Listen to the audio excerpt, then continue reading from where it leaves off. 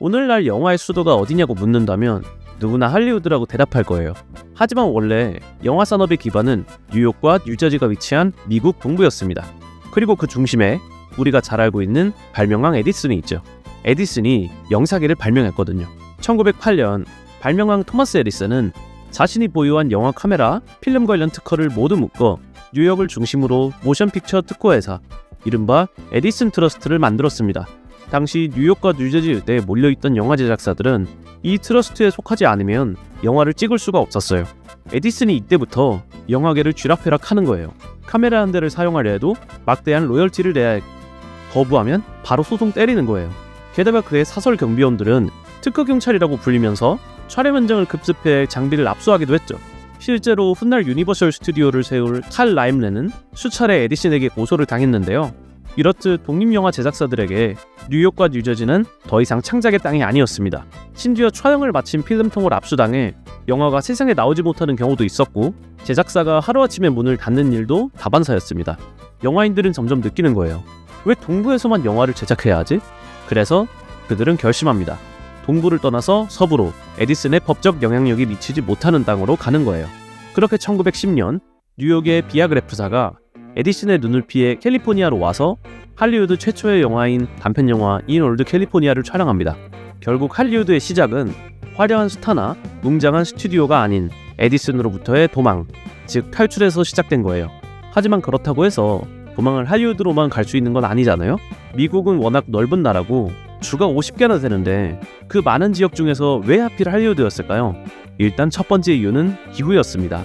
1910년대 영화 촬영은 오늘날처럼 조명 장비가 충분하지 않아서 대부분의 촬영은 자연광에 의존했어요. 그런데 뉴욕과 뉴저지는 겨울이 길고 날씨가 자주 흐려서 한 해 절반 가까이 촬영이 중단되곤 했습니다. 하지만 캘리포니아는 연중 280일에서 300일 정도가 맑은 날씨인 거예요. 영화 제작자들은 거의 1년 내내 촬영을 이어갈 수 있었고 스케줄 지연이나 추가 비용 걱정이 크게 줄었습니다. 당시 기록에 따르면 동부에서 한 편 찍는 동안 서부에선 2편에서 3편까지 완성할 수 있었다고 하는데요. 무조건 여기서 하겠죠, 그러면? 둘째 이유는 다양한 지형이에요. 할리우드 근교에는 불과 몇 시간만 이동하면 해변, 사막, 산, 숲, 도시거리까지 다 있어요. 제작자 입장에서는 굳이 비싼 세트를 지을 필요가 없었고 촬영지 전환도 쉬운 거예요. 같은 날 오전에는 사막에서 서부극을 찍고 오후에는 해변에서 로맨스를 촬영하는 것이 가능했던 겁니다. 세 번째 이유는 지리적인 이점이에요. 무슨 이점이냐? 에디슨의 감시망으로부터 벗어나기 쉽다는 겁니다. 뉴욕에서 로스앤젤레스까지는 무려 4,000km의 거리인데요.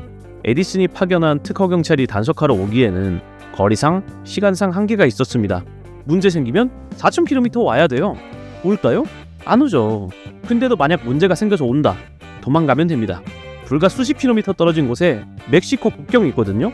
국경 넘어가면 못 쫓아와요. 실제로 몇몇 제작자들은 특허 소송을 피하기 위해 국경 너머로 피신한 사례도 있었습니다. 마지막으로 당시 할리우드는 단순한 농촌 마을이었기 때문에 인구도 적고 땅값도 동부에 비해 터무니없이 쌌어요. 대형 스튜디오 단지를 세워도 비용이 크게 부담되지 않았습니다.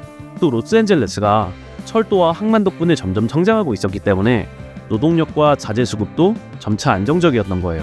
이런 할리우드가 본격적으로 영화의 수도로 성장하기 시작한 건 1910년대 이후 대형 스튜디오들이 등장하면서부터입니다.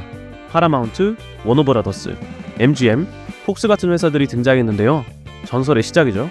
단순한 제작사가 아니라 제작, 배급, 상영을 모두 장악한 수직 계열화 구조를 만들었어요. 마치 자동차 공장처럼 영화도 하나의 제품으로 찍어내기 시작한 겁니다. 각 스튜디오는 전속 계약으로 배우, 감독, 작가를 묶어두었고 같은 세트를 재활용하면서 개량 생산을 가능하게 했던 거예요. 덕분에 할리우드에서는 계속 새로운 영화가 쏟아져 나왔고요. 이 시기에 등장한 게 바로 스타 시스템이에요. 배우가 단순한 예술가가 아니라 스튜디오가 만들어내는 브랜드 상품이 된 거죠. 예를 들어 무성영화 시절의 찰리 채플린은 그 자체로 하나의 산업이었습니다. 그의 그 캐릭터는 세계 어디에서든 통했고 채플린이 나온다는 이유만으로 관객은 극장으로 몰려들었어요. 또 다른 예로 메리 피포드가 있는데요. 아메리카의 연인이라는 이미지로 대중에게 각인됐습니다. 그녀는 당시 할리우드 최고 여배우였고 심지어 자신이 직접 영화 제작사인 유나이티드 아티스트를 공동 설립할 정도로 막강한 영향력을 가졌어요. 또 험프리 보가트, 클라크 게이블과 같은 배우들이 스튜디오의 대표 얼굴이 되었는데요. 보가트는 워너브라더스의 거친 남성성을 상징했고 게이블은 MGM의 로맨틱 히어로로 브랜드화되었습니다. MGM은 홍보 문구로 하늘의 별보다 더 많은 스타를 보유한 스튜디오라는 말을 내걸 정도였어요. 이렇게 스타는 곧 흥행 보증 수표가 되었고 관객은 어떤 영화인지보다 누가 나오는지를 먼저 보게 되었어요. 그리고 이렇게 성장한 스튜디오들은 블록부킹 제도를 만들었는데요. 이게 뭐냐면 극장주들이 인기작 한두 편을 상영하려면 그 외에 B급 영화까지 묶어서 사야 됐습니다. 이 방식은 스튜디오의 수익을 보장해주면서 동시에 독립제작사들의 진입을 가로막기도 했어요. 결국 1948년 파라마운트 판결로 금지되기 전까지 할리우드 스튜디오들은 사실상 미국 영화 시장을 독점했습니다. 이런 할리우드에는 영화 도시답게 거대한 스튜디오 단지가 세워지게 된 건데요. MGM 스튜디오 단지는 당시 세계에서 가장 큰 스튜디오였고 수십 개의 세트와 수천 명의 직원이 상주했는데요. 세트 안에서는 로마 시대 궁전부터 뉴욕의 거리까지 무엇이든 만들 수 없는 것이 없었습니다. 그리고 이 시기에 할리우드가 전 세계 영화 산업의 중심이 되도록 만든 사건이 발생합니다. 바로 1차 세계대전이에요. 1914년 1차 세계대전이 발발하자 프랑스, 독일, 영국 같은 유럽의 주요 영화 강국들이 큰 타격을 입습니다. 프랑스 파테, 고몽, 독일의 우파와 같은 대형 스튜디오들이 국가적 혼란으로 산업이 위축된 거예요. 이 틈을 미국 할리우드가 파고들었습니다. 전쟁과 거리가 멀었던 미국은 오히려 영화 산업을 성장시킬 기회를 얻었고 유럽의 공백을 메꾸면서 세계 시장을 빠르게 장악했어요. 그리고 1927년 워너브라더스는 영화사에 길이 남을 작품을 내놓습니다. 바로 세계 최초의 유성 장편 영화 재즈 싱어예요. 이때부터 관객들은 미치기 시작하는 거예요. 단순히 움직이는 이미지였던 영화가 이제 목소리와 음악까지 전달하는 새로운 매개체로 변한 겁니다. 거기다가 1939년 2차 세계대전이 시작되자 유럽은 또다시 영화 산업을 지속하기 어려운 상황에 놓이고요. 반면 미국은 본토가 직접적인 피해를 입지 않아서 제작을 이어갈 수 있었습니다.